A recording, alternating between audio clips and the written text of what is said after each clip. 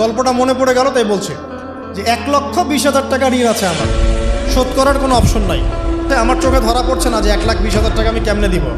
কি হলো, হঠাৎ করে আমরা একটা সার্কুলার দেখলাম যে সারা বাংলাদেশে ইসলামিক ট্যালেন্ট খোঁজা হচ্ছে। 2000 এটা মনে হয় 17 কি 18 সালের কথা, হ্যাঁ 18 না, হ্যাঁ আদর্শিত থেকে। তো এখন আমার ওয়াইফ বলছেন যে আপনি এটাতে অ্যাপ্লাই করেন।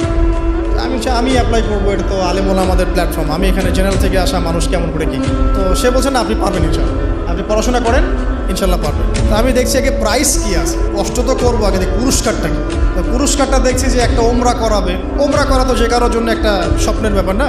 আর লেখা আছে যে ফার্স্ট প্রাইস 3 লাখ টাকা, second prize 2 lakh, third price হচ্ছে 1 লাখ। তো সেটা আচ্ছা ঠিক আছে। তারপর টানা 4 কি 5 মাস দৈনিক 10 থেকে 12 ঘন্টা করে পড়েছে। টানা 4 থেকে 5 মাস দৈনিক 10 থেকে 12 ঘন্টা, নাওয়া খাওয়া সব ওখানেই। আর যতটা সহজ মনে করছেন আসলে কিন্তু প্রতিযোগিতা অত সহজ নয়। আসলে যে কোনো জায়গা থেকে প্রশ্ন আসতে পারে, আকিদা, সিরাত, ইতিহাস, এটা ওইটা অনেক টপিক, প্রায় 36টা বিভাগ আছে। তো আলহামদুলিল্লাহ কীভাবে জানি আস্তে আস্তে উঠতে পারলাম। গিয়ে দেখলাম যে হ্যাঁ টিভি রাউন্ডে চলে গেছে। আমি তেমন কিছুই করি নাই, আমি শুধু পরিশ্রম করেছি, আল্লাহর কাছে বেশি থেকে বেশি দোয়া করেছি যে আল্লাহ আমার ঋণ আছে, ঋণ শোধ করতে হবে একটা। এবং আমি চাচ্ছি যে এই প্রোগ্রামের মধ্য দিয়ে দিনের একটা বড় সার্কেল পাওয়া যায়, দিনই প্ল্যাটফর্ম পাওয়া যায়। আলহামদুলিল্লাহ আল্লাহ পাকের ইচ্ছায় সেখানে একটা ভালো রেজাল্ট হলো এবং সেখানে উমরাও করা হলো আলহামদুলিল্লাহ। এবং ক্যাশ তারা খুব তাড়াতাড়ি দিয়ে দিয়েছে।